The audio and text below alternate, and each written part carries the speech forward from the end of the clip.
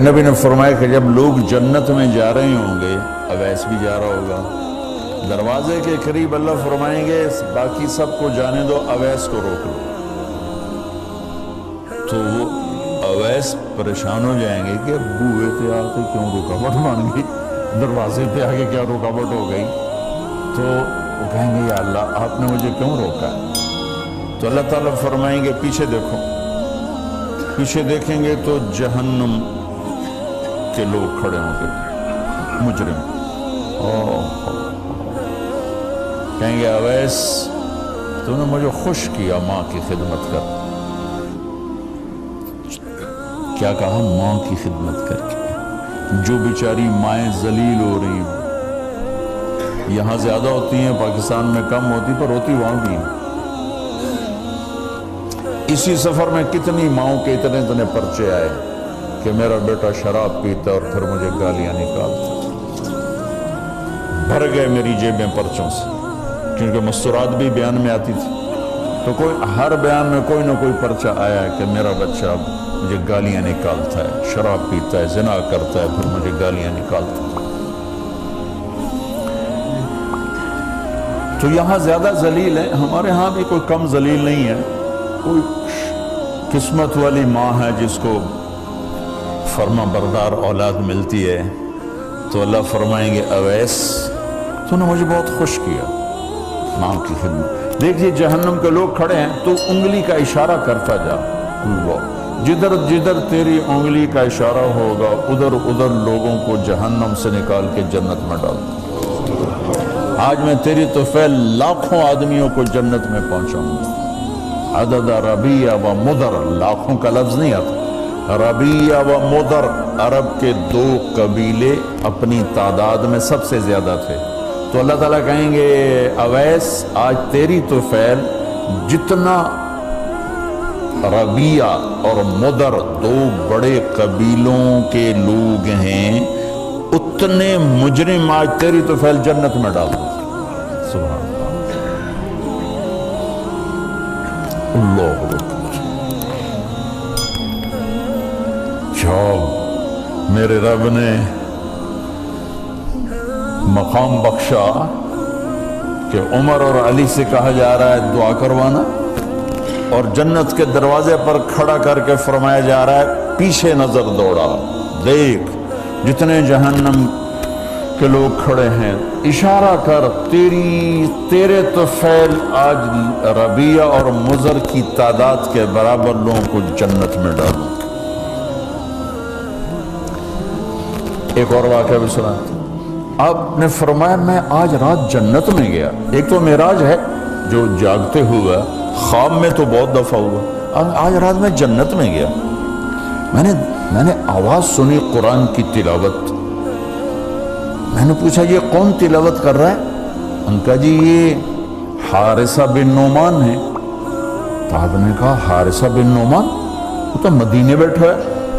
دیکھو آپ کو سنانے کے لیے مائک لگا ہوا ہے اوپر، تھوڑے سے لوگ آپ، اور حارثہ کی آواز جنت میں جا رہی ہے اور وہ مدینے بیٹھے ہوئے ہیں، 7 آسمان پار کر کے آواز جا رہی ہے۔ وہ کیسے پوری جنت میں اس کی آواز کیوں آ رہی ہے؟ کہ یا رسول اللہ انہوں نے ماں کی ایسی خدمت کی ہے کہ اللہ تعالیٰ نے خوش ہو کر کہا ہے حارثہ جب قرآن پڑھے ساری جنت کو سناؤ، ساری جنت کو سناؤ۔ اچھا کیسی خدمت کرتے تھے؟ ماں کی کیسی خدمت کرتے تھے؟ ان کے کپڑے بیوی سے نہیں دھلاتے تھے، خود دھوتے تھے۔ ہم لوگ اپنی بیویوں پہ ڈنڈا چڑھا کے کھڑے تھے، میری ماں نے کپڑے دو، میری ماں نے روٹی پکا، میری ماں نے چائے بنا کے دے۔ آپ کی بیوی کی ذمہ آپ کی ماں کی خدمت نہیں ہے، میرے ذمہ میری ماں کی خدمت، میری بیوی کے ذمہ میرے باپ کی خدمت نہیں ہے، میری ماں کی خدمت نہیں ہے، میری بہن بھائیوں کی خدمت نہیں ہے۔ لیکن یہ بر صغیر کے معاشرے کا ظلم ہے کہ آنے والی بچی ٹکڑے ٹکڑے ہو جاتی، پس کے رہ جاتی، اور ایک ظلم و ستم کی چکی میں وہ قیمہ بن جاتا۔ ساس کا ظلم، سسر کا ظلم، خامد کی بہنوں کا ظلم، بھائیوں کا ظلم، تانے بولیاں، اس بیچاری نے بچے کیا پالنے ہیں، وہ تو روتے روتے زندگی گزار دیتی۔ میرے ذمہ ہے ماں کی خدمت، میری بیوی کے ذمہ نہیں ہے۔ پوچھو مفتیوں سے، ماں کے لیے کیا کرتے تھے؟ سالن خود بناتے تھے، آٹا گوندتے تھے، روٹی پکاتے تھے، پھر تھالی میں پلیٹ میں رکھ کر ماں کو سامنے بٹھا کر خود کھلاتے تھے، کھلاتے بھی خود، اور ماں کو تیل لگاتے، کنگھی کرتے، جوئیں نکالتے۔ اور کبھی اماں کوئی کام کہہ دیتی اور سمجھ میں نہیں آیا تو یہ نہیں کہتے تھے ماں جی کیا جائے، اپنی بیوی کو باہر بلا کر کہتے ماں جی نے کیا کہا ہے مجھے سمجھ میں نہیں آیا۔ ایک دفعہ موسیٰ علیہ السلام نے پوچھا یا اللہ میرا جنت کا ساتھی کون ہے؟ تو موسیٰ علیہ السلام نے فرمایا فلاں قصائی تیرا جنت کا ساتھی۔ تو موسیٰ علیہ السلام تھوڑا سوچ میں پڑ گئے کہ قصائی تے موسیٰ دا جوڑ کی میں بہ گئے، فلاں مجاہد، فلاں عالم، فلاں ولی اللہ، وہ تیرا جنت کا ساتھی، قصائی تیرا ساتھی۔ تو موسیٰ علیہ السلام نے پتہ پوچھا اور پہنچ گئے۔ تو وہ گوشت کی دکانوں میں ایک دکان اس کے بھی تھے، وہ بٹھا چوکڑی مار کے تھا اپنا بیچی جاندہ تھے، ٹکی جاندہ ہے۔ کوئی موسیٰ علیہ السلام کو اسپیشل چیز نظر نہیں آئی۔ جب شام کو وہ چلنے لگا، جب وہ گوشت کا گوشت ختم ہو گیا تو اس نے ایک ٹوٹا تھیلے میں ڈالا اور چل پڑا، موسیٰ علیہ السلام بھی ساتھ چل پڑے۔ وہ گھر پہنچا تو موسیٰ علیہ السلام نے کہا میں آ جاؤں؟ کہا آ جاؤ۔ اس نے وہاں جا کے کیا کیا، بوٹیاں بنا کے ہانڈی چڑھا تھی، پھر آٹا نکال کے گوندھا، اس کو نرم ہونے رکھ دیا، سالن تیار کیا، پھر روٹی تیار کی، ٹرے میں رکھا۔ ایک عورت اس طرح پڑی تھی، اس کو جا کے ہلایا، ماں جی، آنکھ کھولی، ایک ہاتھ سے اٹھایا، سہارا دیا، دوسرے ہاتھ سے نوالے بنا بنا کے کھلاتا رہا۔ تو اس نے یوں سر ہلایا کہ مطلب میری بس۔ تو اس کا منہ صاف کیا اور اس کو سہارا دے کے لٹانے لگا تو کچھ بڑبڑائی۔ موسیٰ علیہ السلام ذرا فاصلے پر تھے، سن نہیں سکے کیا کہا۔ موسیٰ علیہ السلام نے فرمایا میرے بھائی یہ کون ہے؟ کہا جی میری ماں ہے، اور میں جب صبح جاتا ہوں نا کام پر تو اس کے سارے خدمت کر کے روٹی پانی کھلا پلا پھر میں جاتا ہوں، پھر جب شام کو واپس آتا ہوں تو پہلے میں اس کی یہ خدمت کرتا ہوں۔ بیوی سے نہیں کہا، خود کیا۔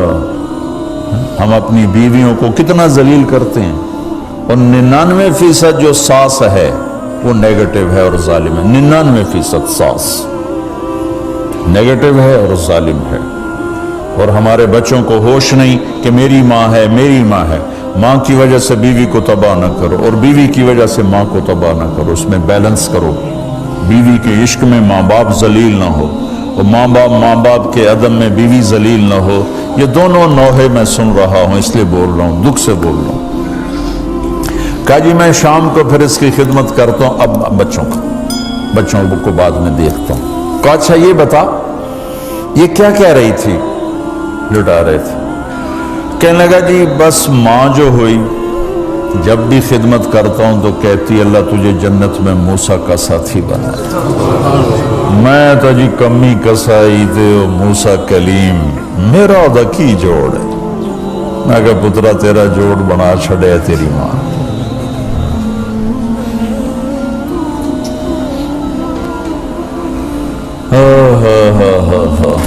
ماں باپ زندہ ہیں دعا لو، فوت ہو گئے ان کی قبروں پہ جایا کرو، وہاں بیٹھ کے قرآن پڑھا کرو۔ جو بچہ پڑھے گا وہ اتنا طاقتور ہو کے ماں باپ کو لگے گا، اگر وہ فوت ہو چکے ہیں،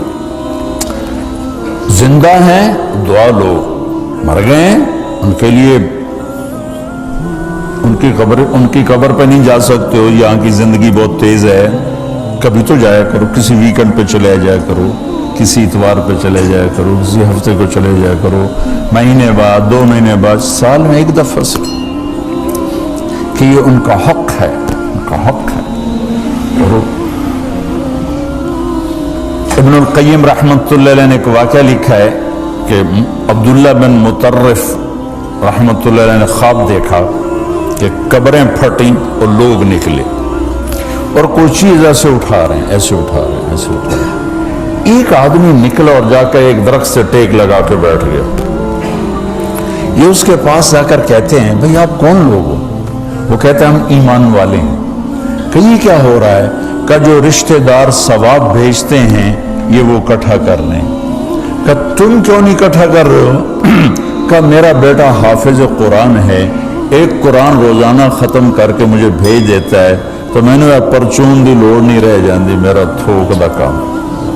کہ تیرا بیٹا کیا کرتا ہے؟ کہ اس کی مٹھائی کی دکان ہے بازار میں۔ آنکھ کھل گئی، صبح ہوئی تو پہنچ گئے، بازار کھلا، دیکھا تو ایک نوجوان بیٹھا ہوا اور مٹھائی بیچ رہا اور ہونٹ ہل رہے ہیں۔ پہلے اس کو نہ چیک کرتے رہے، پھر اس کے پاس آئے، بیٹا تیرا نام کیا ہے؟ وہی نام تھا جو خواب میں سنا۔ یہ کیا پڑھ رہے ہو؟ کہ جو قرآن پڑھ رہا ہوں۔ کتنا پڑھتے ہو؟ ایک ختم روزانہ پڑھتے ہو۔ کیا کرتے ہو؟ کہ والد کو ایصال ثواب کرتا ہوں۔ کیا اتنی مشقت کیوں اٹھاتے ہو؟ کہ وہ میرے لیے بہت کچھ چھوڑ گیا، میں چاہتا ہوں میں بھی اس کے لیے کچھ حصہ بنتا رہوں۔ تو یہ والدین کے حقوق میں سے ہے کہ اگر وہ چلے گئے ہیں ان کے لیے ایصال ثواب کرو۔